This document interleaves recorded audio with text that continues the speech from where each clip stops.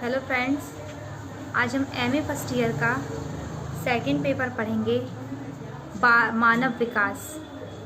इसमें हम उसी टॉपिक को कंटिन्यू रखेंगे जो हम पिछले वीडियो में आपको बता रहे थे, बालक का बौद्धिक विकास। इसमें हमने बता दिया था कि बालक का बौद्धिक विकास किस प्रकार से और कैसे होता है। अब हमारी आज की न्यू हेडिंग रहेगी बुद्धि संबंधी सिद्धांत। इसमें लिखेंगे भिन्न भिन्न मनोवैज्ञानिकों ने बुद्धि के स्वरूप को भिन्न भिन्न प्रकार से विश्लेषित किया है। उनकी विश्लेषण की विभिन्नता के आधार पर बुद्धि के विभिन्न सिद्धांत प्रतिपादित किए गए हैं। संक्षेप में वे निम्नलिखित हैं। फर्स्ट हेडिंग इसमें डालेंगे सार्वभौमिक सिद्धांत, ग्लोबल थ्योरी।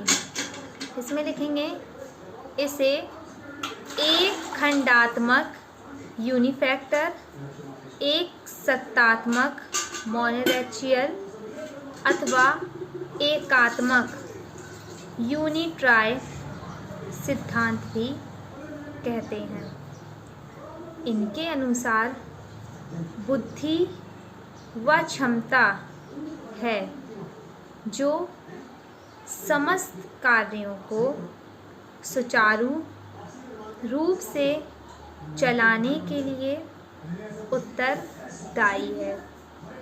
बुद्धि एक सार्वभौमिक विषय है। जिस व्यक्ति के पास यह क्षमता है वह सभी प्रकार की समस्याओं को हल कर सकता है। व्यवहारिक दृष्टिकोण से देखें तो इस सिद्धांत के अनुसार जिन दो व्यक्तियों की बुद्धि एक समान हो वे हर कार्य को एक जैसी सफलता के साथ पूर्ण करने में सफल होंगे, परंतु अपने अवलोकन के आधार पर हम जानते हैं कि वस्तुस्थिति ऐसी नहीं है।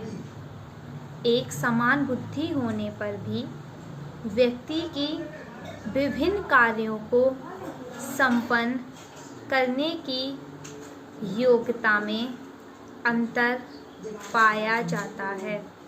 अतः बुद्धि संबंधी एक सिद्धांत विबंधास्पद है। सेकंड हेडिंग लिखेंगे द्विखंडात्मक सिद्धांत। इसमें लिखेंगे टू फैक्टर थ्योरी।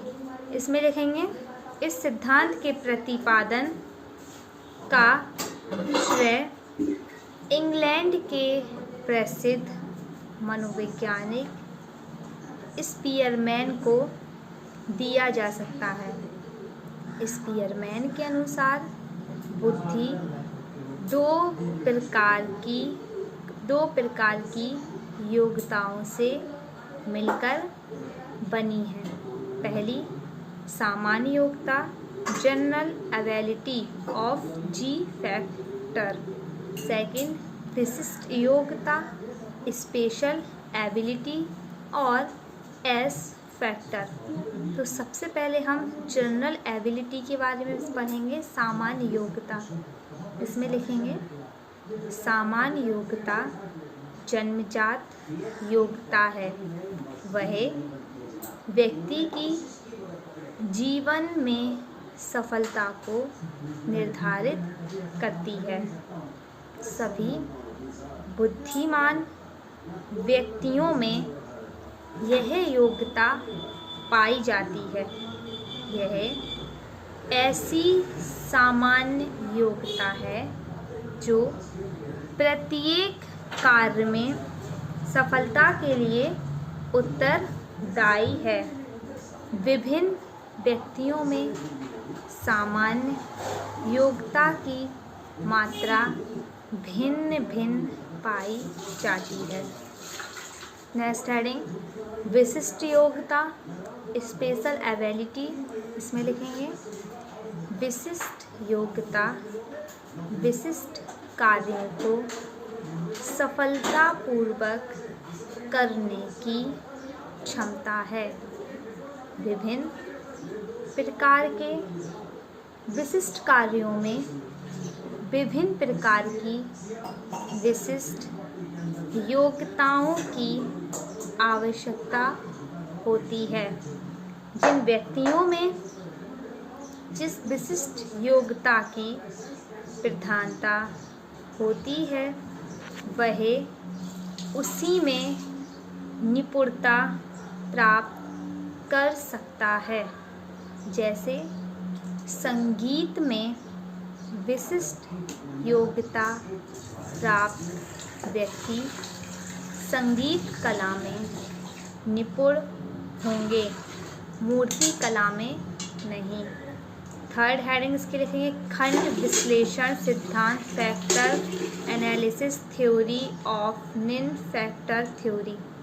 इसमें लिखेंगे प्रसिद्ध अमेरिकी वैज्ञानिक थर्स्टन ने इस सिद्धांत को प्रतिपादित किया।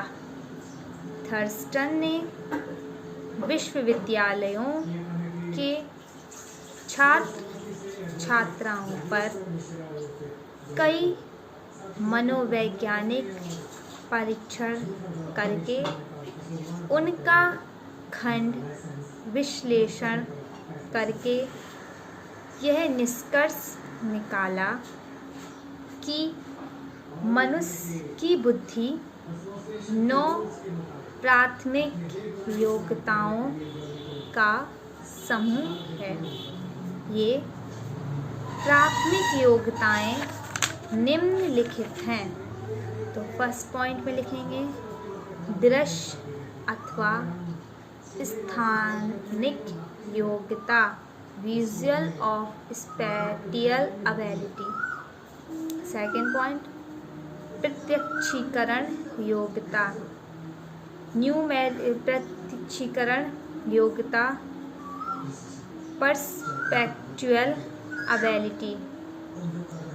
सांख्यिक योग्यता, न्यूमेरिकल एबिलिटी।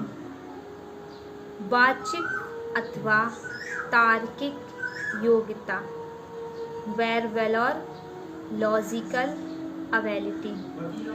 शाब्दिक योग्यता, fluency in dealing with words. आगमनात्मक योग्यता, इंडक्टिव एबिलिटी। फिर निगमनात्मक योग्यता, डिडक्टिव एबिलिटी। 8th पॉइंट स्मृति, मेमोरी। फिर समस्या समाधान योग्यता, प्रॉब्लम सॉल्विंग एबिलिटी। फिर लिखेंगे थर्स्टन के अनुसार प्रत्येक कार्य में उपरोक्त 9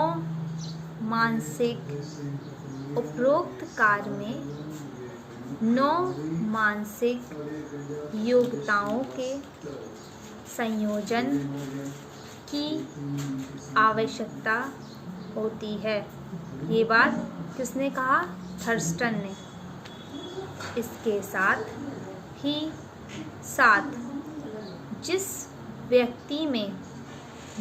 व्यक्ति में किसी एक योग्यता की बहुलता होती है वह उस क्षेत्र में अधिक सफलता प्राप्त कर सकता है।